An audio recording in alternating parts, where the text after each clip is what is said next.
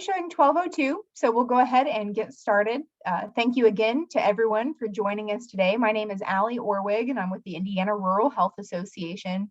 Got a really interesting and unique presentation for you today from Antonia Sawyer. She's going to introduce herself in just a moment, but I want to remind everybody, if you have questions during today's presentation, you have a couple options. You have the Q&A function and also the chat function. Depending on which view mode you're in, that'll either come down from the top when you hover your mouse or come up from the bottom when you hover your mouse. But I'll keep an eye on those throughout the presentation and act as moderator for questions. And then we'll have time at the end for questions as well. If anybody wants to ask those verbally, we can unmute the lines at that time. We are also going to record today's session. If you're not able to join us for the entire 45-ish minutes, we will have that posted to our YouTube channel. Also, if you really love it, it will be there for you to review or to share with others. So just want to make sure everybody knows that will be on YouTube by the end of the week. And with that, I think that's everything I have to update. So Antonia, I'll go ahead and turn it over to you. Thank you so much. Yes, I'm Antonia Sawyer, and I am currently the lead of the Hoosier Health and Wellness Alliance, which is a statewide coalition that focuses on decreasing obesity across Indiana. And we seek to do that through increasing access to food, increasing our built environment through policy systems and environmental work. And while I have founded LifeCycle, and I did this prior to my role at the Indiana Clinical and Translational Sciences Institute, this is a wonderful complement to the work that myself and the rest of the Connections in Health team seeks to accomplish across Indiana. I have an undergraduate degree in the science of psychology and recently graduated with my master's in strategic leadership and design. So I have a lot of my tentacles in a lot of different things, and I enjoy, I think most of all, a lot of community development, collaboration, and creating zero barrier programs that impact high-risk populations and increase their human capital. So I am excited to have you all here to learn about LifeCycle. So much more than bicycles, and this really is about a hand up to individuals who need safe, reliable, and free transportation and are looking to gain independence. I'm going to click through the slides, and if you have questions, I'm not going to be able to see the chat as I present, but we can go ahead and take care of that afterwards. So without further ado, here we go. So what is LifeCycle? Who are we and what do we do? LifeCycle is a zero barrier transportation initiative that was originally piloted in Miami County, Indiana in February of 2017. And what this pilot program sought to do was take stolen and or unclaimed bicycles from the local police department, repair them with local grant dollars through our local bike repair shop, and then make them available for free to anyone who was 16 years or older in the community. Free is free, and zero barrier means that no matter how much money you make or do not make, you can still access a bicycle from the program. And we did this through a lot of collaboration with several different partners who we might often see as unlikely allies when it comes to increasing transportation or access to substance misuse or mental health or employment. So we really rely on those partners to accomplish, and those partners are our street department. So we gained some buy-in from our street department, who often collects our bicycles that are left, in the alleys or in people's yards once they are stolen or just unclaimed from the parks. We then asked our police department if they would house the bicycles for us. In a lot of communities, there are policies that require the police department to hold bicycles that are stolen or unclaimed for a specific amount of time. And we were able to partner with them, ask our Board of Works if we could have our ordinance in the community be for 60 days. And so our police department houses our bicycles for 60 days to afford individuals who this might be their bicycle to be able to come claim it, because the last thing we want to do is take the bicycle, refurbish it, give it to someone else, and have someone be like, wait, I think that's my bicycle. So we wanted to give individuals ample time to come and reclaim their wheels. And then we went to our local bike shop, which is Breakaway Bicycle, and we asked them if they would be interested in participating in the program. And their role in the program is to, of course, repair our bicycles. We use local grant dollars through our community foundation and our local United Way to pay for any parts that the bicycles might need. However, the time and expertise to repair the bicycles was an in-kind donation from our bike shop. And one thing that I do want to make clear is that a lot of these bicycles, they could be rusted, they could have tears in their seats, but if they have been welded or self-repaired in any way, we do not use them, but we will call what we Frankensteining our bicycles. So if there are good tires, pedals, chains, hand grips on bikes that may be roached or unable to be used, we do try to recycle those parts as much as possible to cut down on our cost. So we have successfully sustained the program since February of 17, and we've also been able to replicate this program in Huntington County under Campbell's Recycle Huntington, and in Tipton County under Life Cycle Tipton, as well as Putnam County, which is Life Cycle Putnam County. We are also looking into Fayette County. I think we've worked with them a little bit and gave a presentation, as well as Elkhart. So we're hoping that this will expand even further across the state as time goes. So who do we serve? We have equally served both male and female. So since we launched it in 2017, we have served about 140 individuals in Miami County. The folks that you see here are the ones we've been able to successfully collect data on, full set of longitudinal data. And you'll see that our highest served population is between 35 and 44, with a close second of 25 to 34 and 45 to 54. So, and again, equal male or female.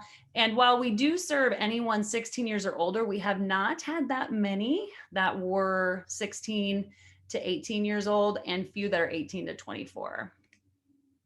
We also have been tracking their income, and you'll see that their average annual income is about $12,175 versus the per capita for Miami County at $35,039. So they do not have a lot of income. These are individuals that are less than one emergency away from a crisis, a financial crisis. And we really wanted to be able to provide them an opportunity to have safe, reliable, and free transportation that they could count on to get to work, to increase access to substance misuse, mental health treatment, basic needs such as clothing, food, housing. And so we really are serving some of the highest risk populations. We target anyone who needs transportation. This just happens to be our highest served population. So unemployment. So when we started this, it really was to increase access to treatment, and access to employment was one of those positive benefits of also the program. And you can see here that we've had about a 13% increase in employment for our participants, with 13 part-time jobs leveraged and 5 full-time jobs, which we actually are having StatCom review some of this data and run some statistical analysis so that we can see if, this was by chance, or if the program is doing exactly what we'd hoped it would do, would increase human capital for our participants.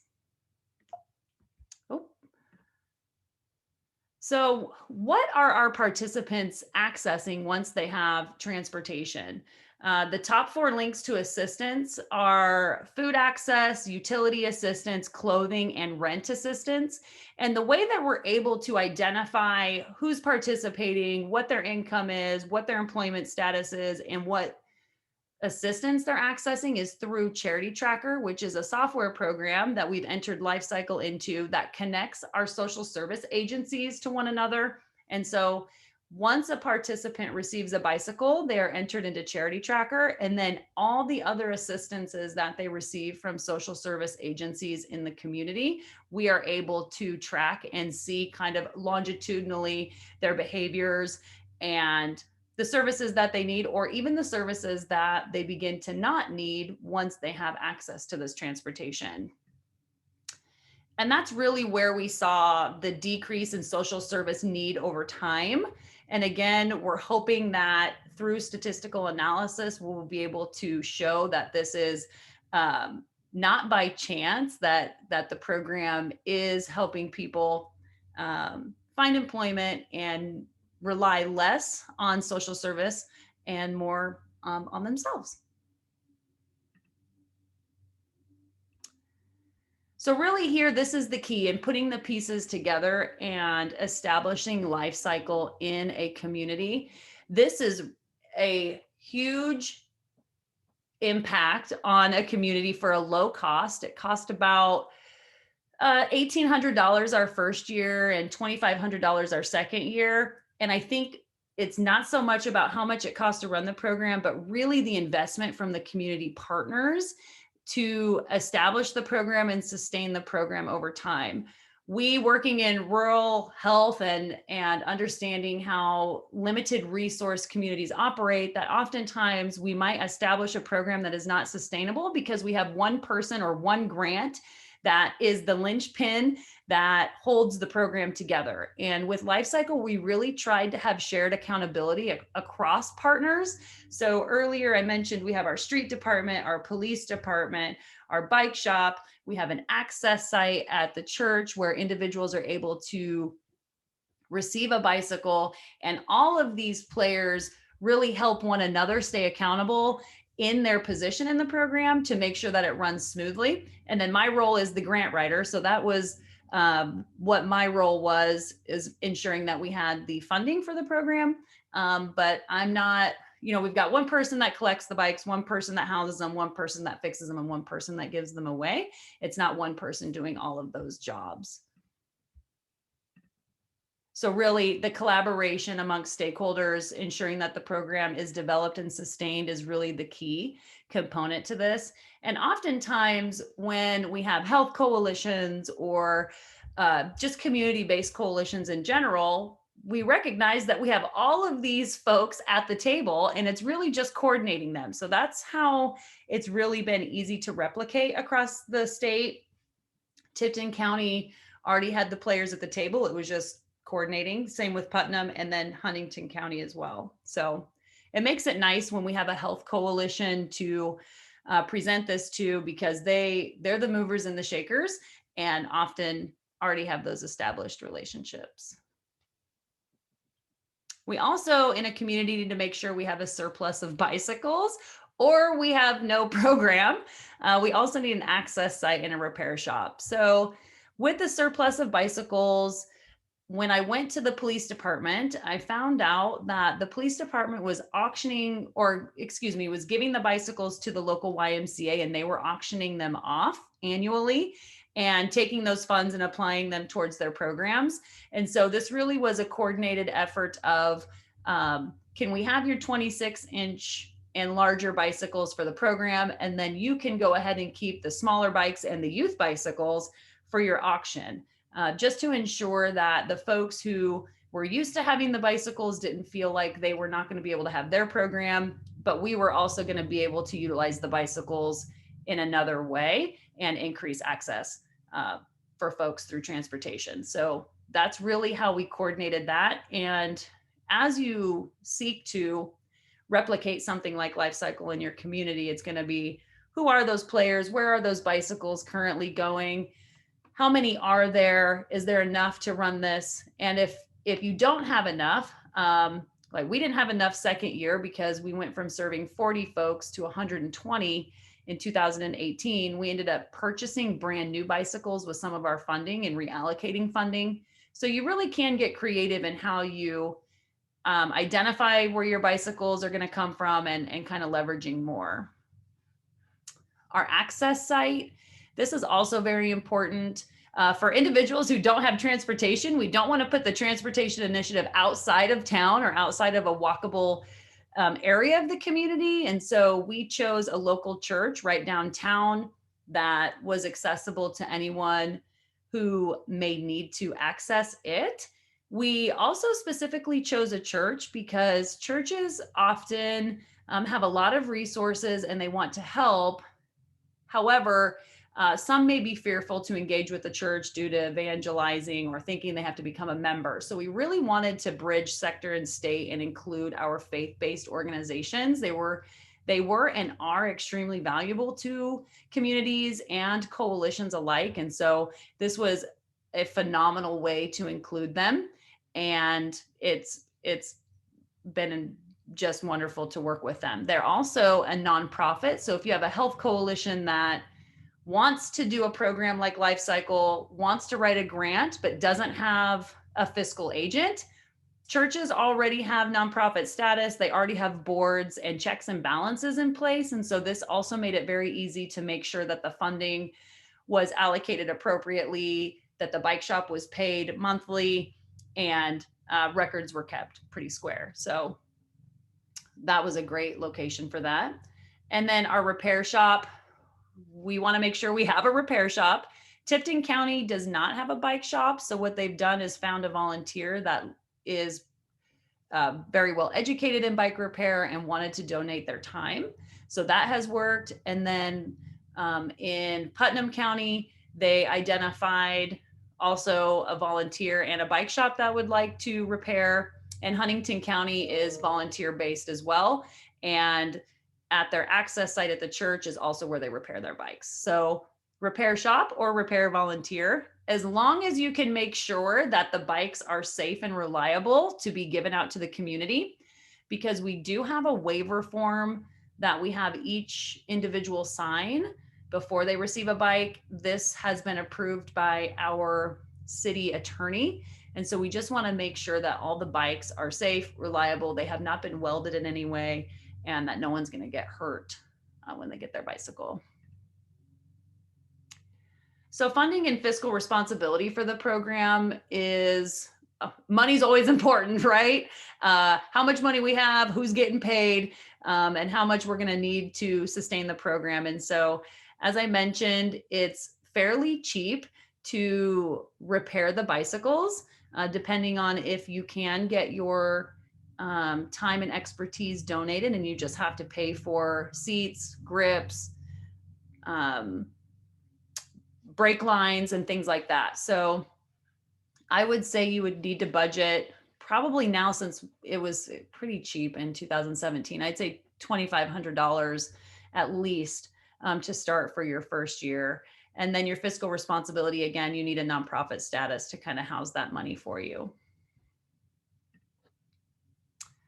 Marketing to your target audience, that was another thing that the coalition was really excellent for, was helping come up with the parameters of the program.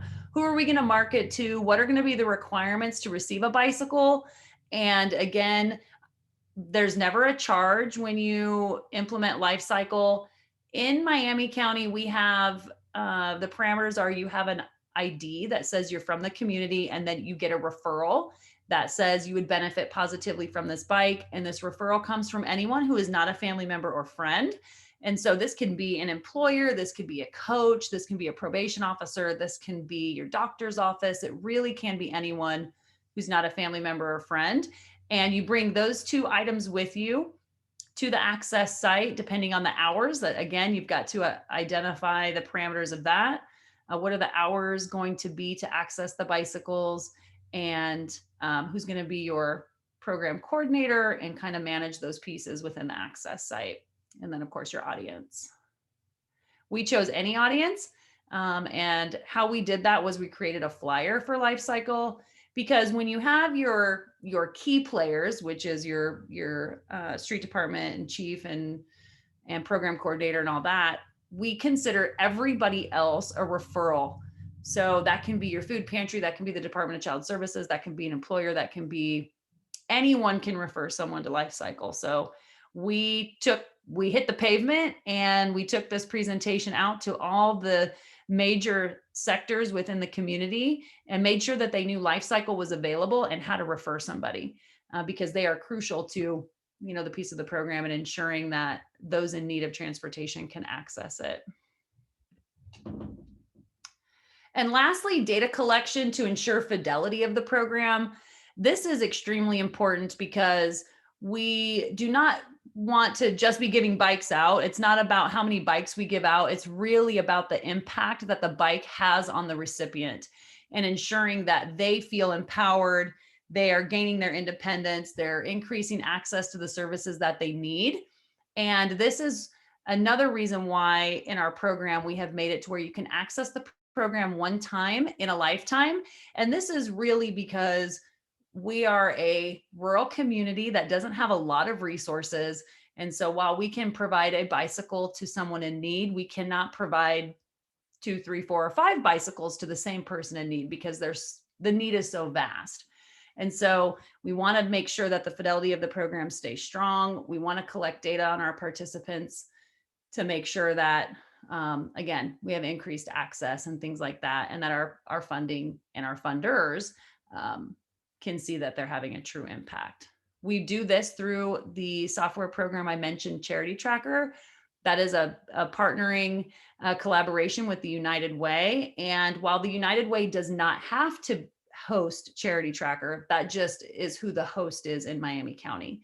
Other replicating programs have also utilized Charity Tracker. Putnam County utilizes Charity Tracker, as does Huntington County. Tipton County did not have the funding for Charity Tracker. So what they did was replicate the data collection in Google Docs and have 2 individuals who can access that information, because we want to protect our participants, fully protect them from anyone finding out any of their information or that they're accessing the program. And that's how they're collecting their information. So they have kind of created their own data collection, and that's okay too. So really, life cycle can be tailored to the needs of the community. It just has kind of these key infrastructure pieces that are important to ensuring its success. So replication and inspiration. So to the left, that's Huntington County. That was the day that they gave away their first bike. And this is really my favorite part. When communities replicate life cycle, I think I have 2 asks, and it's, can I come to your launch, and can I come to your launch? I absolutely love to watch communities build this program and serve their populations. It's just incredible feeling. So this is Huntington County. And over to the right, this is Putnam County. This was just August of 2020. So both Putnam County and Tipton County launched in 2020. May was Tipton and August was Putnam. They utilized kind of the shutdown time from COVID to rally all their troops and focus on getting this program up and running. So this gentleman here received his bicycle, and he actually came here, took this photo op for us for the paper, and rode off to work. He had walked 2 miles, I think he said, to receive the bicycle, and was going to be able to get himself to work promptly that day. So it's one of the most rewarding programs I've ever done.